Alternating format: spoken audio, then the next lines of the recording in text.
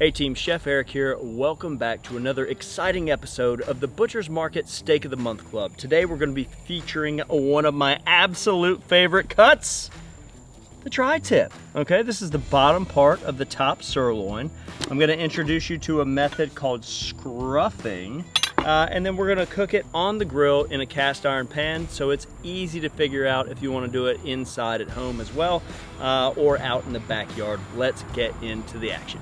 First things first, we have stabilized our grill at 400 degrees and put a Lodge cast iron in there. So if you're doing this inside, turn your oven on to 400 degrees and bring a pan to temperature. Make sure you have a nice cloth for your hand either way. But let's look at the meat. This wonderful tri-tip comes with a great fat cap. You don't want to trim that off, okay? So what we're gonna do is take a knife and just do some very simple lines, very lightly drawing lines across this fat cap. And don't worry if they're too close or too far apart, it's a-okay. What we're doing is just kind of cutting that so that we can instill some more flavor into the top part of this beef.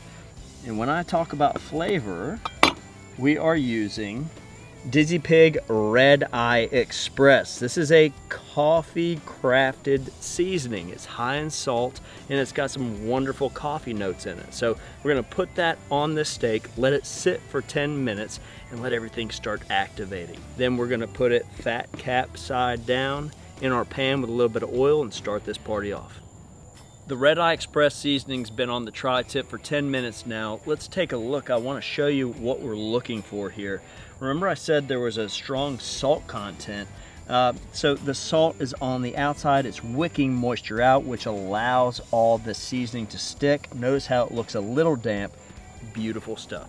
Remember, our grill has come up to a temperature of 400 degrees. Our pan is to temperature. Let's move on over and go ahead and put a little olive oil in that pan. And we've got two sides of this. We've got this nice side and this side. With the fat cap, we're gonna put the fat cap down first. So this steak's a little big for this pan, not a problem. We're just gonna put this piece in and kind of twirl it around. As this cooks, it's gonna shrink a little bit, no worries. But the reason we've got that fat cap down there, we want it to start rendering out. That's gonna build a beautiful base for us to flip into some of that beef tallow as we render the beef fat into this pan. This is gonna be beautiful stuff. Let's check back in 15 minutes and see how we're doing. I'm liking what I'm hearing now. I'm hearing the sizzle, I'm hearing the bubbles. I feel like there's some rendering. Sure enough, look at that. We're on a slight hill. Let me flip it quick so you can see the backside right here. Hold on a second. There it is. All that olive oil rendered out with the beef tallow is very beefy. Think about when you start with a little olive oil and put a little bacon in there and then all the oil and fat tastes like bacon. That's what's going on right now. Let's take a sneak peek at how our caramelization is coming along. Yeah, you gotta be kidding me. And then flip that beef, that other side, right into all that dripping fat. I'm gonna twist it, because like I said, we're on a slight hill. And I'm gonna let all of that just maybe, oh yeah. I love the look of this tri-tip right now. The scruffing did its work. The rendering fat is cooking the bottom side. Let's go ahead and close this. We're still sitting at that 400 degrees. It wouldn't hurt my feelings if we did this at 350 degrees, okay? We could still do it, it'd just take a little longer. Let's take another 15 minutes and take an internal temperature and see where we are. So we're gonna check for our caramelization on the bottom in 15 minutes and see what our internal temperature is. Pretty exciting. We're sitting at another 15 minutes. Let's take a look. You bring this to any dinner table, you gotta be kidding me.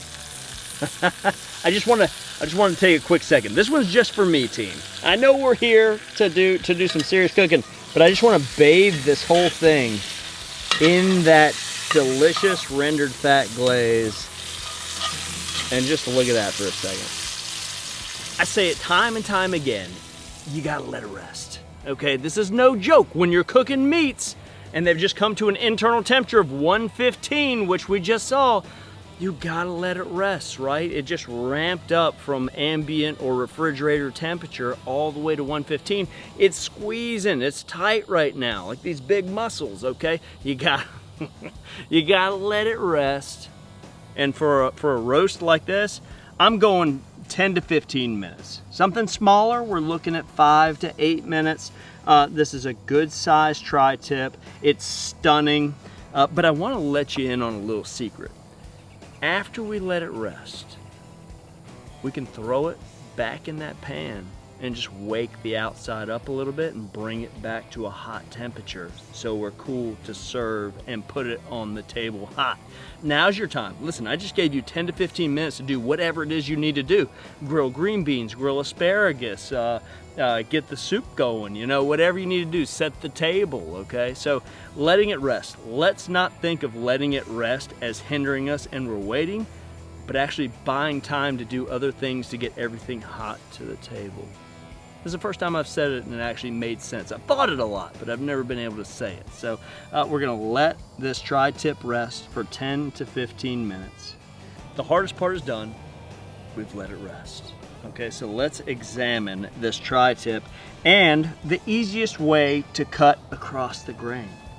You can do it at an angle if you want. I like to come at just barely a slight bias. Slicing this tri-tip is an ease. Just continue to go across the grain. And let's take a look real quick. Absolutely stunning. Notice how it's just trying to fall apart. Gorgeous rendered fat cap, nice crust. This is a fabulous cut. We're sliced up and ready to go. Again, the Butcher's Market makes it super simple for us. They've got this gorgeous tortellini, pesto tortellini salad, which is gonna pair perfectly with this tri-tip. And let's take a smaller piece of our tri-tip and kind of fan it around a little bit. Notice how that just shingles right around. This is such a fun way to serve family style or serve a lot of people, or even just dinner for two and to have leftovers. It really doesn't get much easier than that. I like the plate architecture. The tri-tip allows us to cut across that grain and get some nice linear pieces. Let's see how it pairs together. Colors, textures, aromas, simple things done perfectly, win every time. Wow, wow. That's the bite I've been waiting for. I'll tell you, the tri-tip is the way to go.